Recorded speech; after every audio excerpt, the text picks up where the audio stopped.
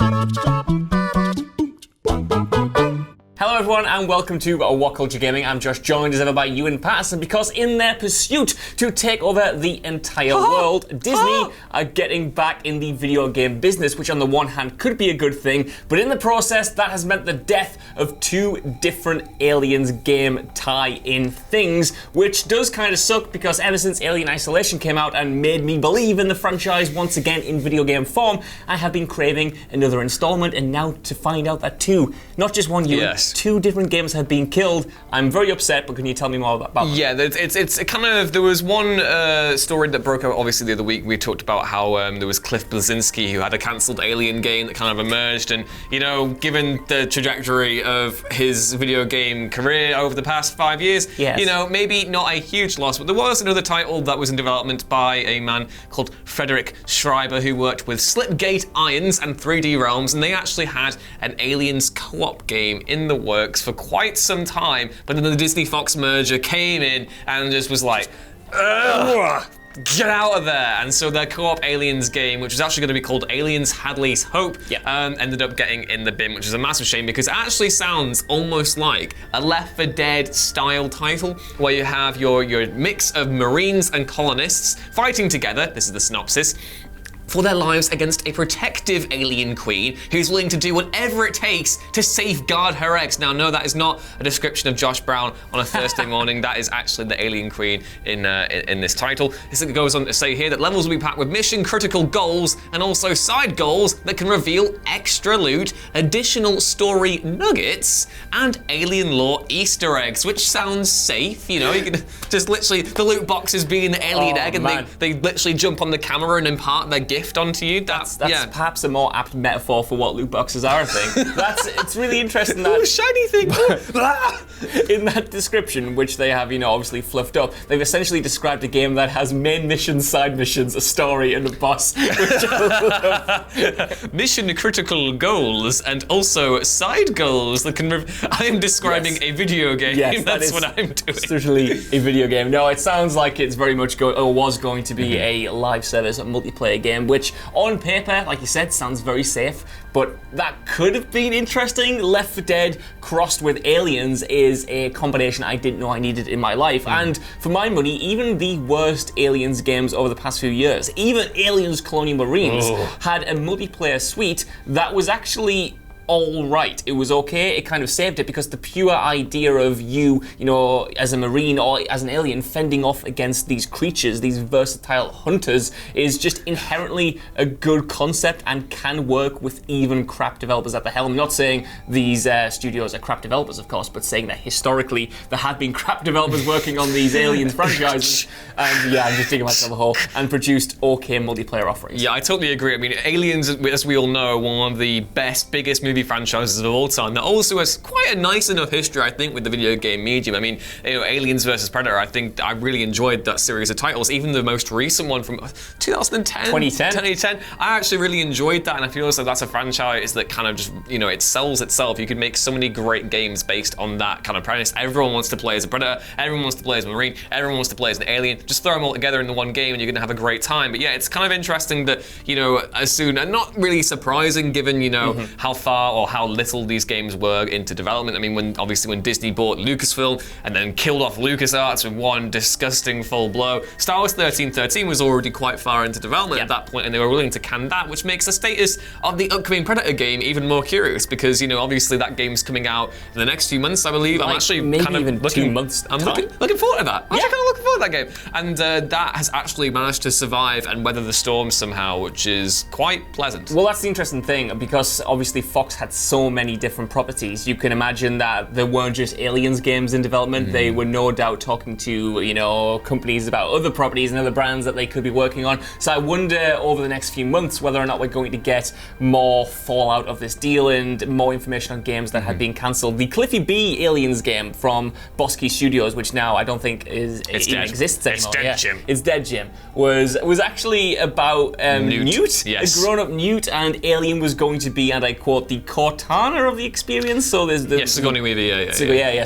Alien, the main character from Aliens. Mrs. Alien from the movie Alien. Yes, Sigourney Weaver's Ripley was supposed to be the Cortana. Sorry, this is an afternoon. We're all a bit kind of manic over this news. The real movie understander has logged on. Which sounded like it could have been interesting. I don't know whether that would have been a good idea, but again, I would have liked to have seen it executed well, perhaps. I don't know. Yeah, I agree. I think basically, these franchises, they're no-brainers as video games, really. Aliens itself is a testament to some of the most creative science fiction that we've ever encountered.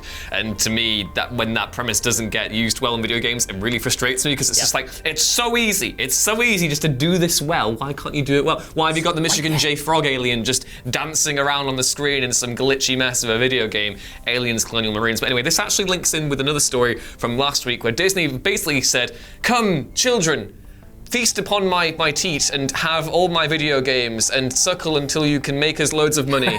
That's basically what they've done. The other week in Las Vegas, of all places, they say that whatever happens in Vegas stays in Vegas, but not this. Disney's senior VP of games and interactive said the company wants to, quote, empower developers to use their IPs. So there are all sorts of franchises we could see in the future here, Josh. And obviously, now that they have 20th Century Fox, 20th Century, which is what they're doing, they can have loads of different things to actually work with, including Aliens, including Predator. And one of the things I most want to see in the future, I'm just going to come out and say it, Indiana Jones. I really want to see more Indiana Jones games. I remember back when I have a very vivid memory of playing the two, not the Team of the Dragon Emperor, what was the one from, it was in 2003, 2004, it was on the original Xbox, and this is going to be really annoying, I can't remember what it was called, but there was an Indiana Jones game LucasArts made in 2003, 2004, I have very vivid memories playing because I was really bad at it, and I got really annoyed that you had like 6 guns in the revolver, and I was trying to do that bit from Raiders of the Lost Ark all the time, and people would come up to fight you, and I'd just go, he's dead, but that didn't work. And I remember also when they were really heavily teasing the next-gen consoles, at the time, what were the next-gen consoles in the Xbox 360 and the PlayStation 3, LucasArts did a demo reel for a next-gen Indiana Jones game that then became, I believe, Tomb of the Dragon Emperor, or whatever that's the Mummy title. That's the Mummy 3, Tomb of the Dragon Emperor. What's the staff? There's the staff of something. Kingdom of the Crystal Skull? No. There was a staff of kings or something. There was a staff, right? It was Indiana Jones and the staff that did something, and that came out on the Nintendo Wii, and it wasn't really good, but originally it was going to be a really compelling AAA next-gen title. And basically what I'm saying right now is that I want a really cool Indiana Jones video game on the next gen. Just let me just punch people in the face and go, it belongs in a museum. That's what I want. I can totally agree on. We briefly touched upon this in the WhatCulture Gaming Podcast earlier this week, because Ben Roy said the exact same thing. He really wants to see an Indiana Jones game. Now, I think there is space for brands like Indiana Jones and Aliens to come back and sort of reclaim what's kind of theirs already, because so many games have been inspired by these properties. Uncharted, obviously, by Indiana Jones,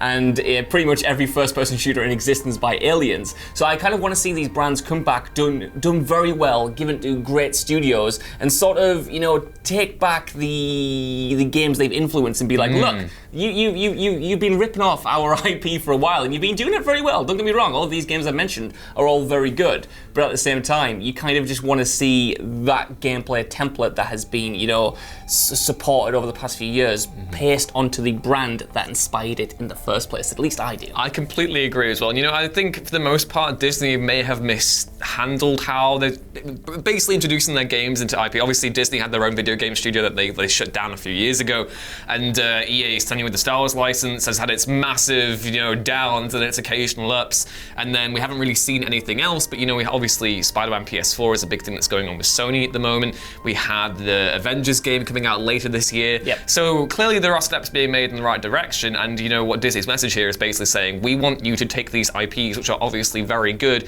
and do something creative with them. And they have so much under their belt right now. One of the things that I'm really curious about is the status of The Simpsons with EA, and how that relates to everything currently, because if EA are just content to sit on their laurels and just have tapped out, make millions and millions and millions and millions and millions and millions every single year, that's well and dandy, but I kind of want another Simpsons hit and run game or something along those lines. Me too, and I think everyone in the entire world wants to either see a Simpsons Hit and Run remaster or a Simpsons Hit and Run 2. I wonder whether, Disney are letting EA continue to have the Simpsons license because they've got the Star Wars license and they're already kind of in bed with each other and they want to keep that relationship sweet. I do think you make a really good point about the comparisons to Marvel and the Avengers and Spider-Man, because this is pretty much the exact same stance that Marvel took a few years ago when it was getting those games off the ground. They were saying, look, we're taking back control of our IP and we're not going to, license it off to a publisher, Activision, that doesn't really care about it and just wants to cash in the movies. We want to give them to top-tier studios, top-tier publishers. We want to do these characters justice,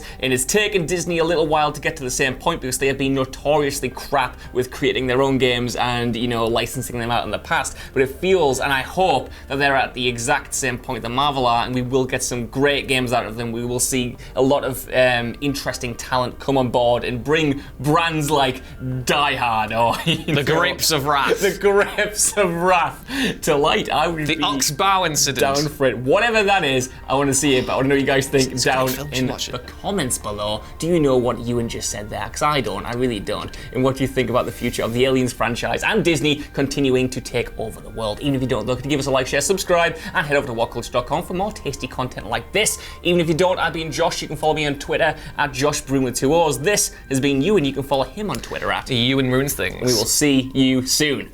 Bye. Bye.